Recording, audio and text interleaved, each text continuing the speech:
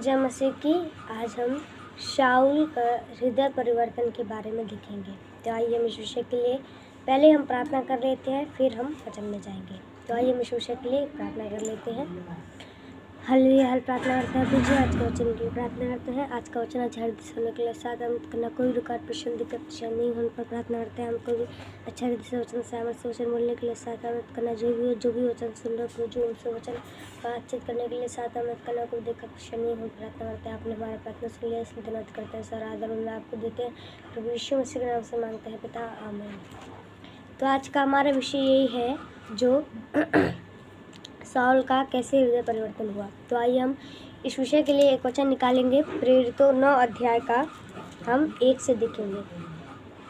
शाऊल, जो अब तक प्रभु के चेलों को धमकाने और घात करने की धुन में था, महायाजक के पास गया और उससे दमिश्क के आराधनालयों के नाम पर इस अभिप्राय की चिट्ठियाँ मांगी कि क्या पुरुष क्या स्त्री जिन्हें वह इस पंथ पर पाए उन्हें बांधकर यरूशलेम ले आए। परंतु चलते चलते जब वह दमिश्क के निकट पहुंचा तो एकाएक आकाश से उसके चारों ओर ज्योति चमकी और वह भूमि पर गिर पड़ा और यह शब्द सुना, हे शाऊल, तू मुझे क्यों सताता है। उसने पूछा, हे प्रभु, तू कौन है। उसने कहा, मैं यीशु हूँ जिसे तू सताता है। परंतु अब उठकर नगर में जा और जो तुझे करना है वह तुझसे कहा जाएगा। जो मनुष्य उसके साथ थे वे अवाक रह गए, क्योंकि शब्द तो सुनते थे परंतु किसी को देखते न थे। जब शाऊल भूमि पर से उठा, परंतु जब आंखें खोली तो उसे कुछ दिखाई नहीं दिया और वे उसका हाथ पकड़ के दमिश्क में ले गए। वह 3 दिन तक न देख सका और न खाया और न पिया। तो यहाँ पे हम देख सकते हैं कि जो शाऊल का हम यहाँ पे देख सकते हैं कि शाऊल के बारे में जो लिखा गया है कि जब शाऊल क्या करता था कि परमेश्वर के जो यीशु मसीह को विश्वास करते थे, यीशु मसीह के पीछे चलते थे, उनको वो क्या करता था कि उनको जेल में डालता था, सताता था, परेशान भी करता था। तो वहाँ पे जब ये सब हुआ तो उसने दमिश्क के लिए भी उसने चिट्ठी मांगी कि मैं भी वहाँ पे भी मैं वो करूँगा। तो उसको वो चिट्ठी मिल गई।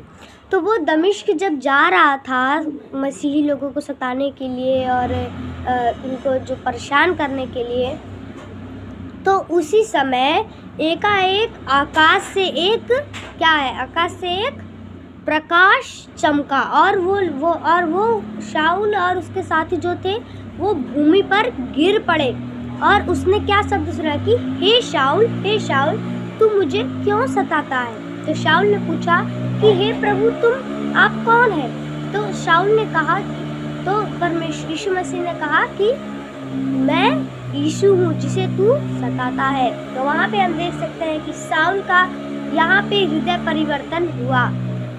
जब वो इतना बुरा था, उसको बिल्कुल भी कुछ भी उसको यीशु मसीह के बारे में नहीं मालूम था कि क्यों वो लोग क्यों मानते हैं, क्या है, लेकिन वो परेशान करता था उनको बस। तो तब भी परमेश्वर ने उनको देखा और उसको एक अपना सेवकाई के रूप में चुना। हम देखें तो तीमुथियुस और कुलुसियो, ये सब पत्रे जो पौलुस ने ही जो लिखा है, परमेश्वर ने शाऊल से उसका नाम परमेश्वर ने बदल कर पौलुस रखा।